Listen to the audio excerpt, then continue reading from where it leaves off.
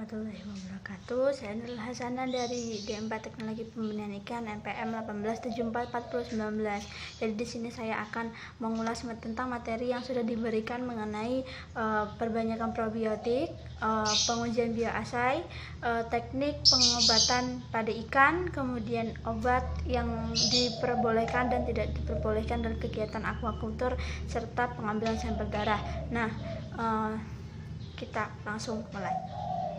Bioasai. Nah, bioasai ini biasanya digunakan untuk mengukur atau menguji suatu kadar kimia dalam air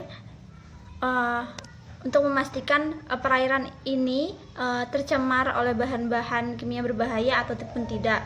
Nah, pada perusahaan atau yang bergerak di bidang industri,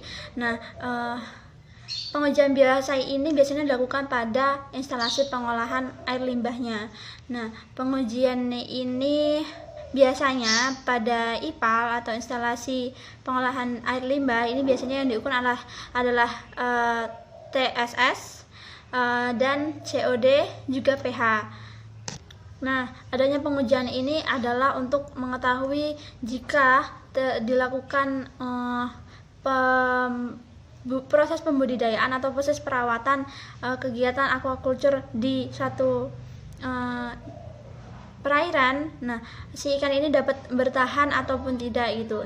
Dan juga untuk mengetahui bahan kimia yang ada di dalamnya agar ketika nanti akan dikonsumsi tidak berbahaya bagi manusia. Untuk mengukur kadar-kadar yang seperti ini pada pengujian bioasai biasanya dilakukan dengan menggunakan diometer.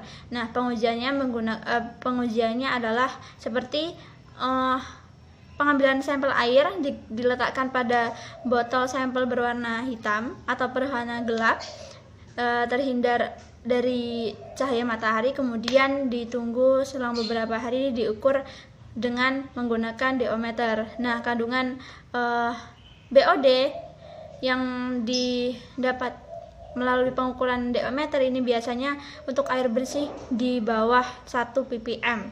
Pengambilan sampel darah. Nah, ikan kan tempat tinggal atau habitatnya memang di air. Nah, air ini biasanya mengandung banyak sekali organisme-organisme lain selain si ikan tersebut. Dan bisa jadi juga terdapat banyak bibit-bibit penyakit yang terdapat di perairan tersebut. Nah, bibit-bibit penyakit ataupun parasit, virus dan lain sebagainya ketika menyerang ikan, ikan yang terserang ini akan mengalami perubahan kadar sel darah merah atau hemoglobin, baik sel darah merah ataupun sel darah putih. Nah, pemeriksaan darah atau hematologis ini dapat digunakan sebagai indikator tingkat keparahan suatu penyakit yang terdapat pada ikan. Nah, untuk penyakit-penyakit yang tidak dapat disaksikan atau tidak dapat dilihat secara visual, maka perlu dilakukannya pengetesan atau pengujian laboratorium dengan cara pengambilan sampel darah.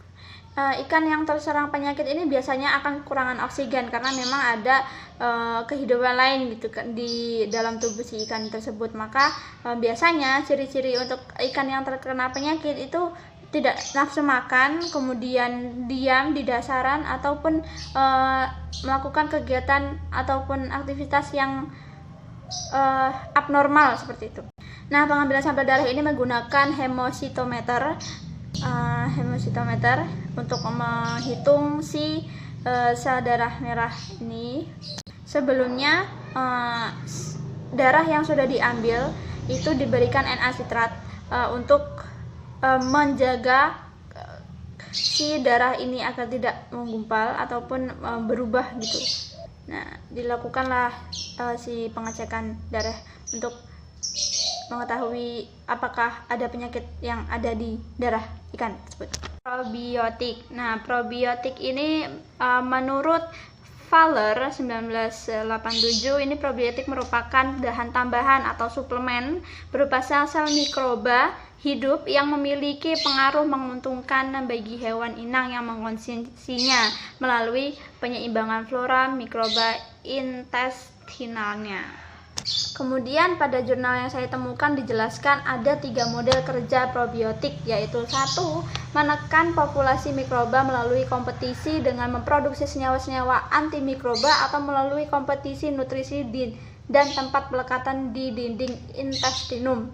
Yang kedua, merubah metabolisme mikrobial dengan meningkatkan atau menurunkan efektivitas enzim.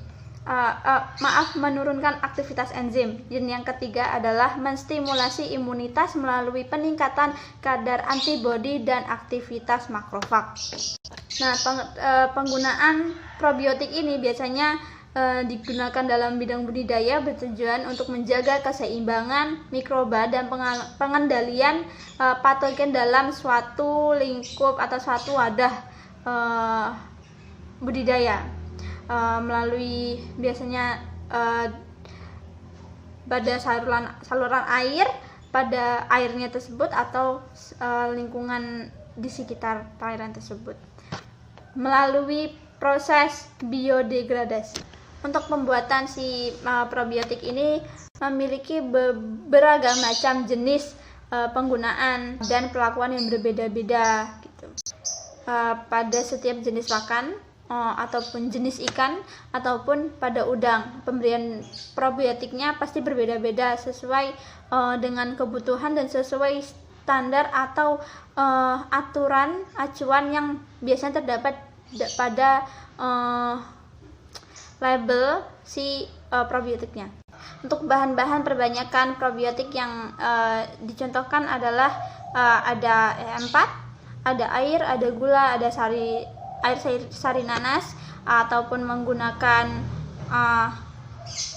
molase ataupun dengan tambahan Yakult. Untuk prosesnya silahkan dilihat cuplikan yang satu ini.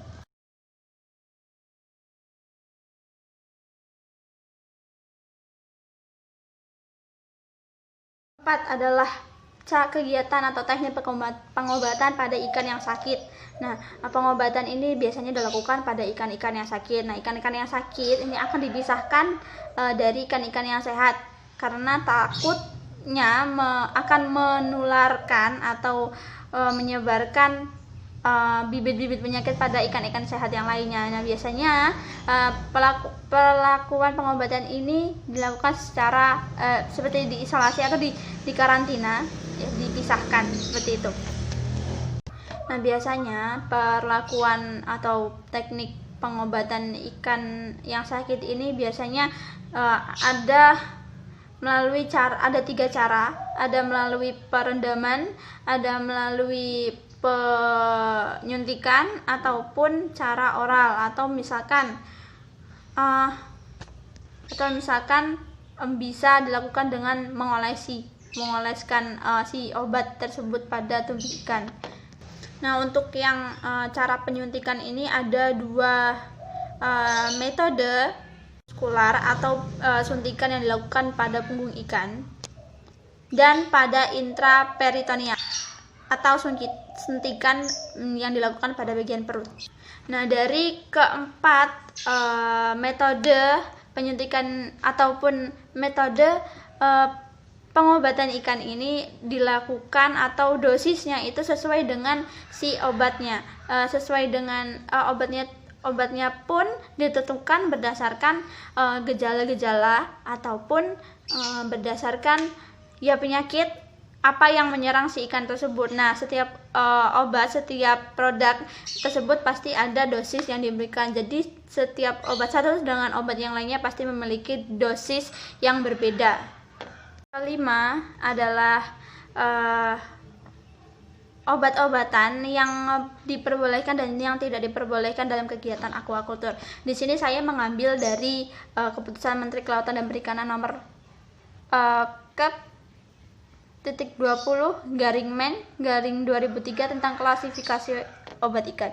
Nah, dalam keputusan Menteri Perikanan dan Kelautan ini ada beberapa jenis obat sesuai dengan klasifikasinya. Yang pertama adalah jenis obat-obatan keras. Di sini ada antibiotika, ada sulfonamida, ada obat-obat antibakteri yang lain, kemudian ada obat antihelmintika, obat-obat anestesi, vaksin, imunostimulan, dan hormon. Nah, ini untuk beberapa jenis obat keras yang biasanya tidak boleh lagi digunakan dalam kegiatan aquaculture karena memiliki resiko yang besar bagi kehidupan si ikan itu sendiri ataupun pada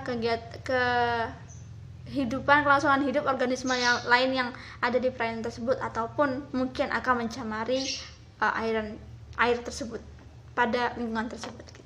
Kemudian ada jenis obat terbatas, ada disinfektannya, ada antiseptik, antibakteri, ada antihelmintika, ada feed additive atau imbuhan pakan untuk ikan dan udang. Kemudian ada jenis-jenis obat bebas. Nah, obat terbatas tadi seperti obat yang masih bisa digunakan namun penggunaannya masih dalam pengawasan. Artinya memiliki dosis yang memang cukup tinggi tetapi masih bisa dipergunakan untuk kegiatan aquaculture karena tidak memiliki resiko sebesar obat-obat yang keras gitu.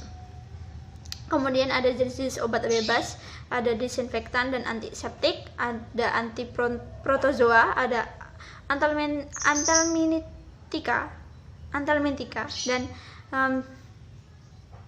ada beberapa zat-zat aktif yang dilarang beredar dan dipergunakan sebagai obat ikan. Ini biasanya sudah memang di blacklist ya, mungkin dari daftar obat-obat yang bisa dipergunakan. Ada nitrofuran, kemudian ronidazole, dapsone, chloramphenicol, cholecystine, chlorpromazone, trichlorphon, dimethyltazole, metronidazole, aristolochia dan sebagainya. Nah, nanti akan saya tampilkan untuk daftar-daftar obat-obat yang keras, terbatas dan bebas dan juga zat-zat aktif yang sudah tidak boleh beredar ini.